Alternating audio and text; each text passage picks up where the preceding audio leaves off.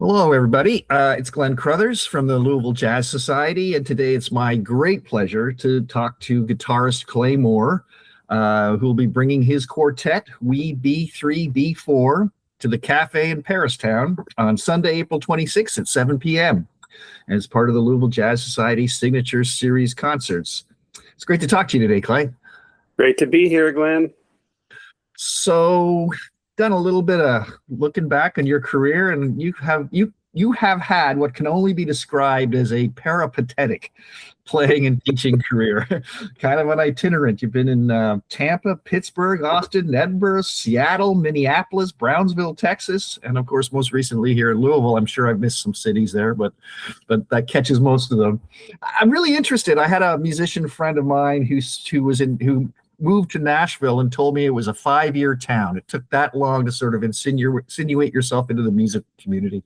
Everywhere you've gone, as far as I can tell, you've been really active. How have you been able to thrive in so many different places, so many different musical environments? Well, I think part of that comes with practice, just because I have done it so many times. And starting early in the career, it wasn't necessarily as easy as all that. When you go somewhere new, you're obviously unknown to that community, and it takes a while to figure out how to just network and break in. But probably around about 2000-ish, I was getting very good at that. I had recorded my first CD and released it, and so it was up to me to get it out there and make it work. So that was early in the game of digital marketing and promotion. And I would research whenever I was going somewhere and figure out who some players were and contact them and show up at jam sessions and show up at the colleges and things like that. That usually helps to get the ball rolling. Right. Well, on the upside, it must certainly have given you the opportunity to play with a whole bunch of different people. Absolutely. Every town has amazing players, even if you wouldn't suspect that they would be there. Due to the size or the remoteness of the city or whatever. But certainly Austin, Texas was great for my career. The Twin Cities was great for my career. Excellent place to live and play music. And some of the other ones were just interesting challenges along the way as well. You try to find whoever is there. And for example, I did very well in Brownsville, Texas. There were only a handful of us. You mean the jazz mecca of Brownsville, Texas? Oh, yeah, exactly. Well, to give you a little clue about what that's like, so Brownsville is very heavily Hispanic. It's according to the U.S. Census, is about 90 to 95%. And jazz isn't really a big deal there. But there were several players that I was able to get together with. And we had a Latin Jazz Festival every year that I got involved in co-producing. So I was able to bring some of my friends from out of town and so forth to play there, and also at a club in McAllen, Texas, which is about an hour from Brownsville. So, even though it wasn't a great jazz scene in that way, we were able to make it work and have some really great experiences. Great. Well, you got to Louisville here in 2018, right? Correct. Yeah. So what brought you to Louisville, and what's the place been like as a musical, home since then? Well, what brought us here actually was that my daughter was, we had been teaching my daughter with a classical education model.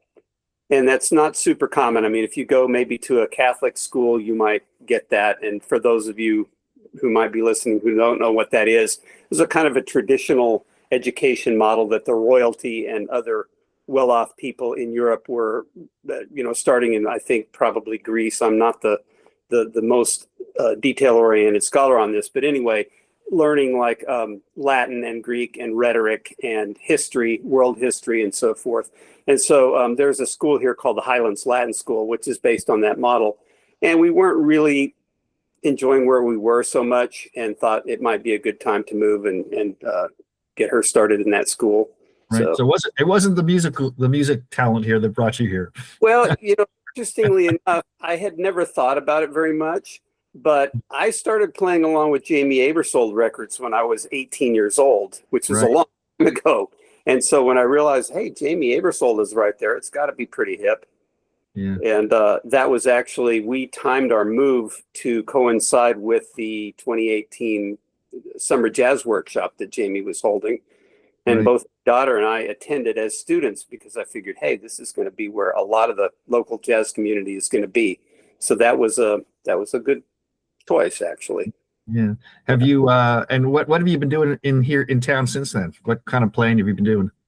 So the first gig that I got here was a couple of days after that camp ended. The first camp, we'd been here maybe a week and a half, and I'd met Megan Pund at the camp and went to hear the Glenn Creakle Orchestra that following Monday, and she introduced me to Hunt Butler, and I got a call from Sarah Stivers, or a text actually from Sarah Stivers the next day asking if I could play that day.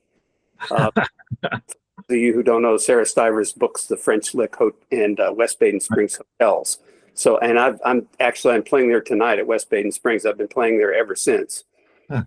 So that was one way that I got in. And then there were players at the camp like Craig Wagner and some of the others who, helped get me recommended around town. Great. Just saw Craig play last night with Stuart Copeland. Oh, wow. Yeah. So, and any other bands you've been playing in town here, other than the one we're going to talk about in just a second? Do you want to talk about that now, or are we going to play? We're talking about it just first. ask whatever else you've been doing here in town. So Wynton Reynolds and Kiko Sebrian and I had a group that we did some fusion music together called Side Eye Hippo, and actually Wynton and I are going to resurrect that for occasionally. We've got a gig coming up with Gary Claude on drums. I played with Todd Hildreth and a couple of his ensembles, a Tiki Todd, and then the Groove Tubers, which we do TV show themes. You probably saw that show at the Café. Yeah. Lee Puckett played with him and his group, and the Derby City Dandies. We do a jazz brunch every Sunday at the Café from 11 to 2. So those are a handful of things. Brooks Giles is another one I play with. Right. So keeping yourself busy. Yes, sir. Yeah. Well, so let's talk a little bit about the bands you'll be bringing to the Café on April 26th. We B3B4. Right. This is a product of your time in Austin, Texas, is it not? Well, somewhat. It's a kind of convoluted story, but I'll try to make it brief. So I lived in Austin on a couple of different occasions in the second half of like 1995 to 2001 almost was when I was living there the last time. And there's a really great drummer named Brandon Temple that I started working with in the late 80s when he was 17 years old. And during that period of the kind of late 90s, he had a group in Austin that everybody was raving about that included this wonderful keyboard player named Steve Snyder. And so jump forward to 2018 when I moved to this area. I called Brandon just to check in and let him know, we just moved to Louisville. And he says, man, you've got to get in touch with Steve Snyder yesterday. And so Steve Snyder apparently was teaching at another college here in Kentucky. He's now up at DePaul University in Greencastle, Indiana. So it was a while before I was able to connect with him, but I had shoulder surgery and couldn't play for several months. Once again, Megan Pund enters the picture and she says, I'm going up to Greencastle to sit in with Steve Snyder's group. And I said, can I go? And I hadn't played at all for months just because his shoulder wasn't working. And so we went up there and sat in and it was a great deal of fun. And I took a picture of Steve and sent it to Brandon. And he flipped out and he said, we've got to play as a trio. And so we did that. We booked some booked some gigs rather with Steve, Brandon, and myself. And we went by the label of We Be Three. So that's both Steve and Brandon and I were in Austin. I didn't really get to know Steve then, but we got together and did these gigs. So then I thought, well, let's do that again and add Marlon McKay to the mix. And so we were working on that, and Brandon was not able to do it. So I contacted another great drummer who, coincidentally enough, was in college with Marlon. And so I think this may be the first time they played together since college back in 2005 or so. And this drummer is? His name is Wayne Saltzman, another amazing drummer. He's played with Chris Christopherson, Joe Satriani, a bunch of jazz people, Diane Shore, Dick Oates, Mike Stern. So he's really one of my favorite musicians of all time. And once Brandon wasn't available, my wife is saying, well, who else would you like to play with? And I thought for a minute, I said, I'd like to play with Wayne. So I contacted him, and fortunately he's available, and that's what we're going to be doing. I like how all the your histories intersect here in different ways.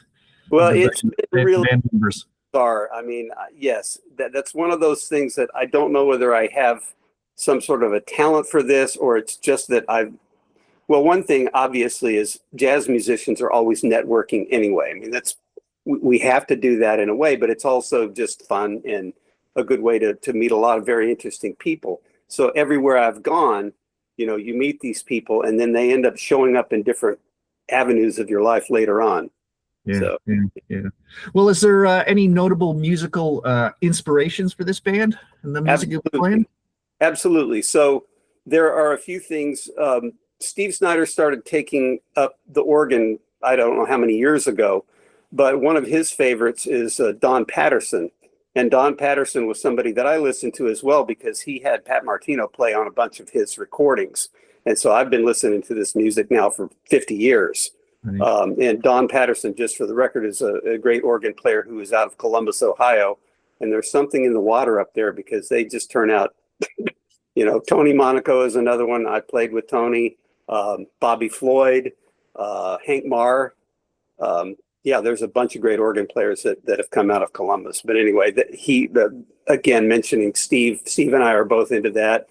Then there's also the kind of CTI and Blue Note connection with Marlon, and the people like Stanley Turrentine and George Benson, and music like that I think a lot of us grew up with, and really kind of binds us together. Right. So the CTI stuff, organ-based kind of music. Yeah. We're going to, what kind of tunes your band going to be playing? So we have some ones from that. We're doing one called Sunshine Alley, which is from a great record of Stanley Turrentine's that featured a lot of those guys. Freddie Hubbard and George Benson was on that, Ron Carter. We're also doing some originals of mine, a tune called Damelo, and another one called To a T, which I actually wrote and recorded as a tribute to Stanley Turrentine, who was a big influence. And then, just couple of other Blue Note things, a Horace Silver tune, and So some jazz standards and some of your originals thrown in there. Yeah, I wouldn't necessarily call them standards, just because not to downplay any of the great music that's out there, but jazz standards are played everywhere in the world. And when you get a chance to put together a band special and then make a concert out of that, it's nice to pick some material that's not quite as standard as what you would normally play on a pickup gig, Yeah. Wow, it sounds like it's going to be a great show. Some great players. Again, Steve Snyder on organ, Marlon McKay on trumpet, and Wayne Saltzman II on drums. This is a great band you put together, and I'm really looking forward to hearing it.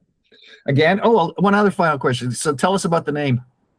Okay, so when the first incarnation of this group was being put together, we were tossing around names. Steve and Brandon and I were going, okay, what are we going to call ourselves? The Organizers, with the organ.